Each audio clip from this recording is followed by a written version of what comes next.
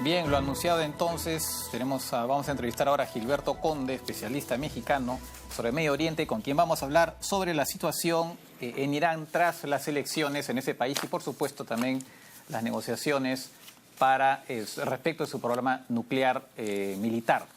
Gilberto, muchas gracias por estar con nosotros por segunda vez, haber aceptado esta invitación.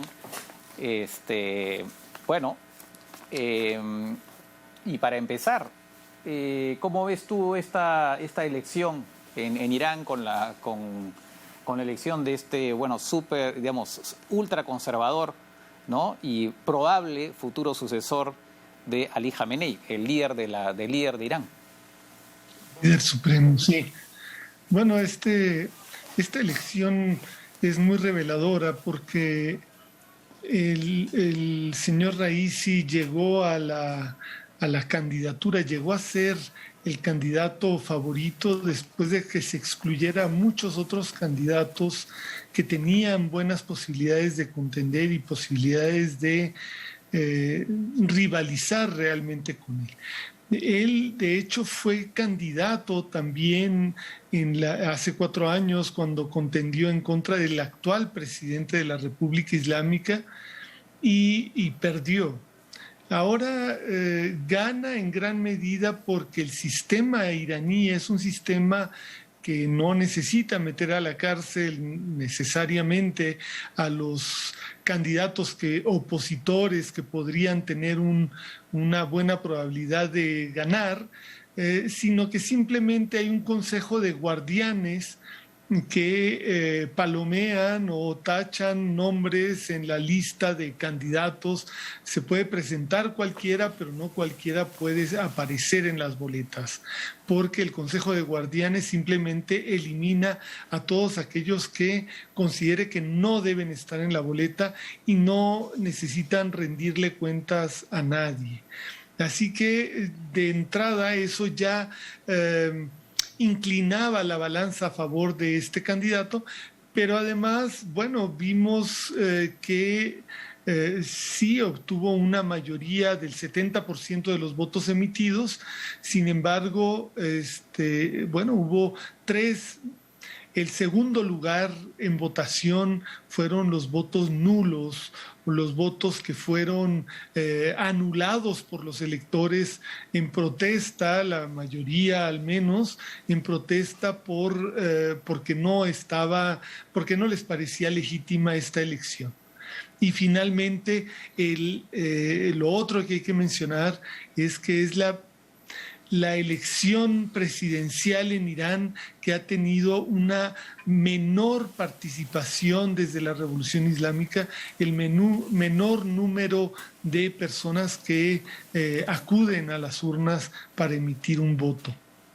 Claro, y también marca, la consolidación del sector, porque si bien es verdad que Irán es un país que no se puede considerar realmente democrático, pero sí hay dentro del régimen, ¿no?, sectores ultraconservadores y más bien reformistas. Esta elección consolida, ¿no?, la fuerza, el predominio de los ultraconservadores claramente, ¿no? Exactamente, había, a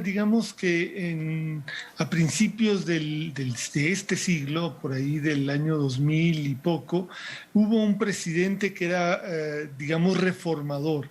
No es que fuera opuesto al sistema, pero dentro del sistema quería hacer reformas políticas, dar algunas libertades a la población. Ese presidente llegó a su fin, a su término, y después se ha hecho, en cada ocasión, el Consejo de Guardianes se ha cuidado de evitar que lleguen candidatos progresistas. En 2009 hubo un reformador y que tuvo un apoyo muy grande. Y de hecho esas elecciones fueron muy cuestionadas porque se impuso en la práctica que no pudiera ganar ese presidente, ese candidato, reformador. Entonces, hay una tendencia cada vez más marcada a imponer como presidente, aunque el presidente no es la persona que tenga más posibilidades de afectar la vida diaria de los iraníes, porque está el líder supremo. Sin embargo, aún así se ha hecho todo para bloquear y evitar que llegue alguien con planes de reforma. De acuerdo. Y efectivamente, ¿no? Ahora se estaría preparando la sucesión de Ali Jamenei, ¿no? Que ya tiene pues 82 años, si mal no recuerdo, y quien justamente el electo presidente sería, que por lo demás recién va a asumir en agosto, sería eventualmente, se dice, lo estarían preparando para ser el nuevo líder, ¿no? Eso es, aparentemente nos dirigimos a eso, ¿no? Sí, eso es lo que indican todos los observadores que conocen mejor la política interior de Irán, es precisamente esto, que este señor se estaría preparando para suceder al líder supremo. Ahora hay que ver que su historial es bastante negro. Él en los años 80, claro, los años 80 era cuando empezaba la Revolución Islámica, estaban tratando de quitar de enfrente o quitar del escenario político a las corrientes de izquierda o a las corrientes reformadoras dentro del proyecto islamista. Y además estaban en guerra con Irak, pero se juzgó y se ejecutó a miles de personas que se oponían al régimen islámico. Y este personaje, el señor Raisi, fue un procurador en esa época y condenó a muerte a cientos, si no es que a miles de personas. Entonces sí, efectivamente es una persona con un programa y una línea ultraconservadora y se prepara para convertirse en el siguiente líder supremo de la República Islámica de Irán. Claro, y lo particular además que él está bajo sanciones por parte de Estados Unidos, que si mal no recuerdo fueron impuestas por Donald Trump, porque él ha sido hasta ahora, digamos, jefe del Poder Judicial en Irán, ¿no? No sé si la Unión Europea, me parece que también, no estoy seguro. O sea, es una persona, es particular, no es alguien que finalmente de alguna manera negocia con Estados Unidos, aunque de manera indirecta, pero está sujeto a sanciones por parte de los norteamericanos. Sí, bueno, aquí ya entramos un poco en un terreno más pantanoso, porque el problema con las sanciones del presidente Trump es que se hicieron en el contexto de la retirada de Estados Unidos de un acuerdo que tomó mucho negociar para controlar a Irán y evitar que Irán utilizara la tecnología nuclear con fines bélicos.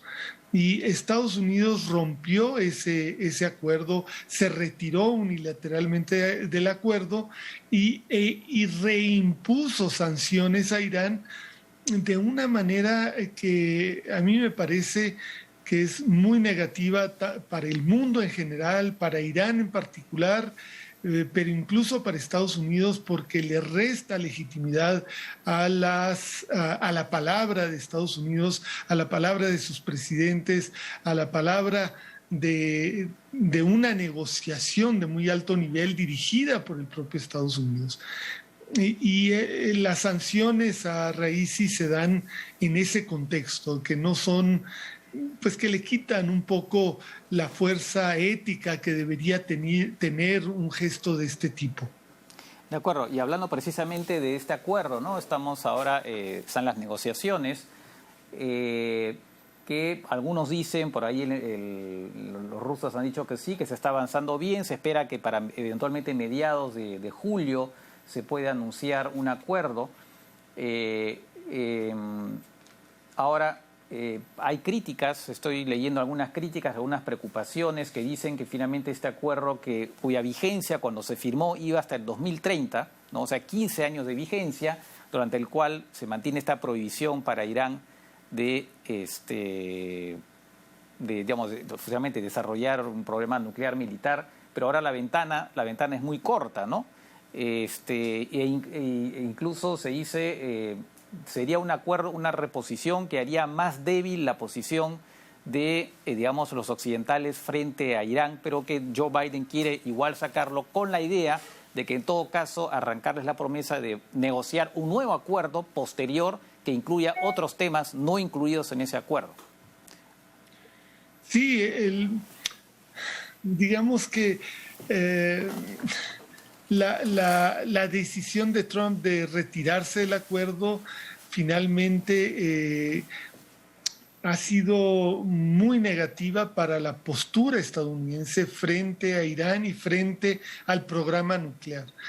Ahora, como Trump se retiró, no solamente se retiró del acuerdo, sino que sancionaba a cualquier país o a cualquier compañía que tuviera relaciones con Irán. Entonces, prohibía en la práctica, por medio de su control de las divisas internacionales, del dólar particularmente, que tiene un predominio al 80% en los mercados mundiales de divisas, castigaba a cualquier empresa que tuviera relaciones con Irán.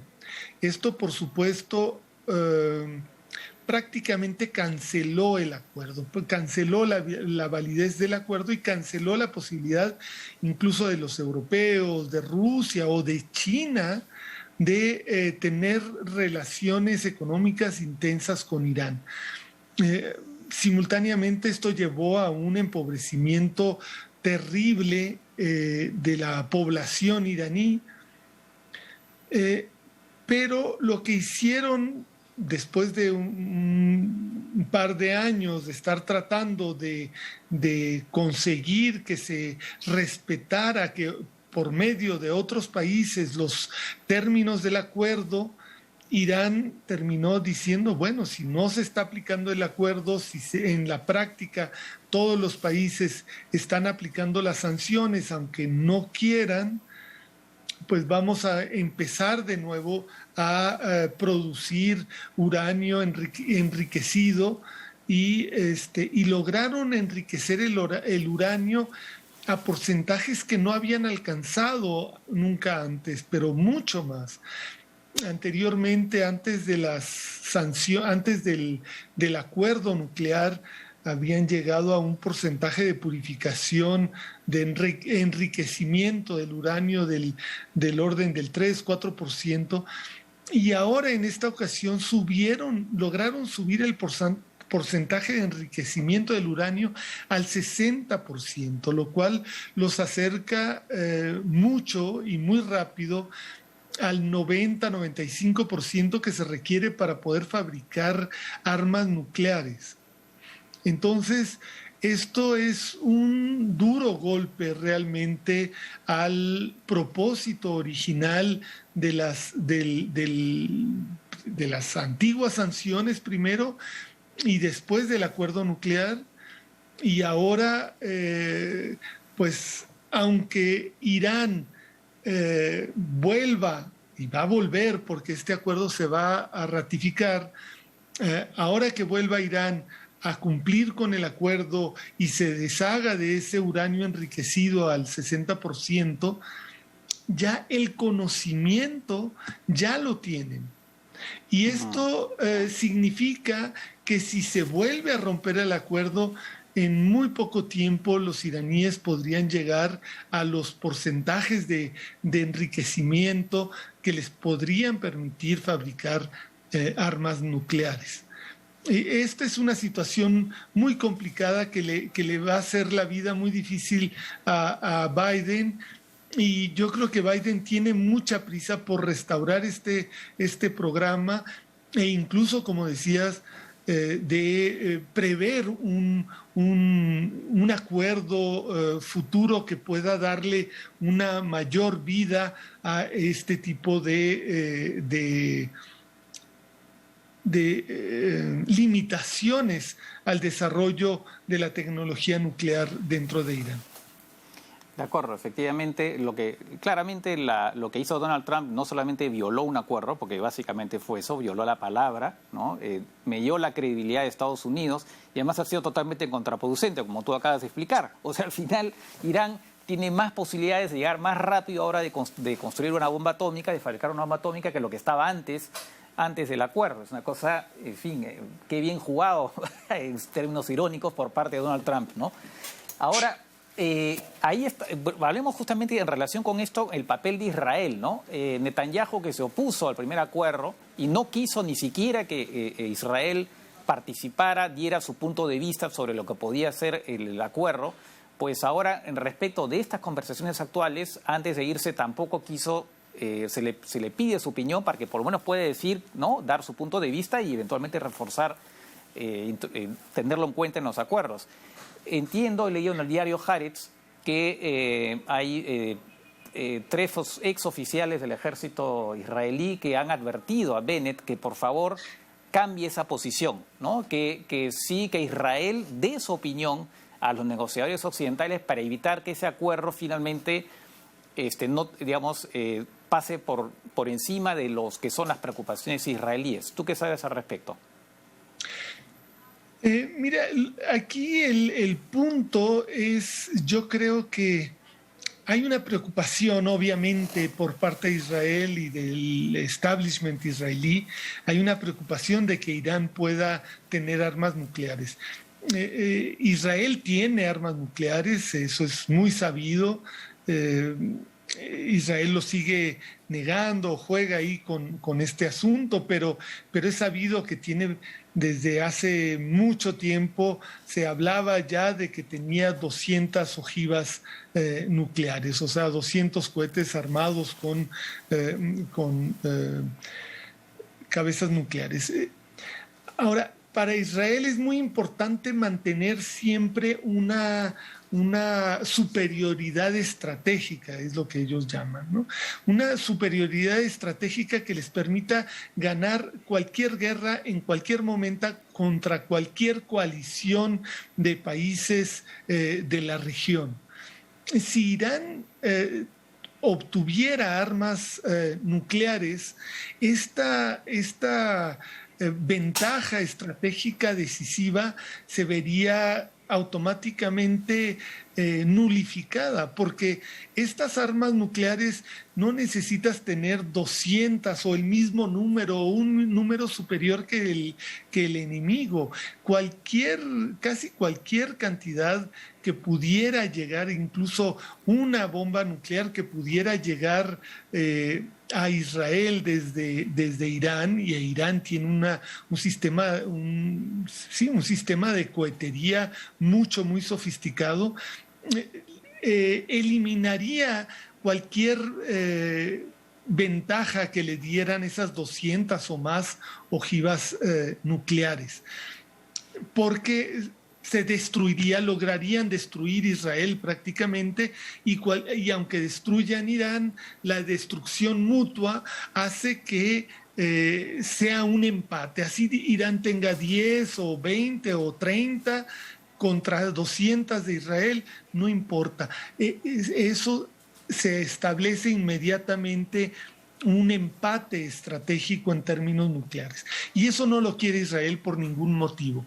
Lo que ha hecho Israel, sí, como decías, se ha opuesto radicalmente a que se haga incluso el acuerdo nuclear, se había opuesto. Lo que quería Netanyahu anteriormente era que Israel, junto con Estados Unidos, incursionara dentro de Irán para destruir todas las plantas nucleares y todos los laboratorios de producción y experimentación.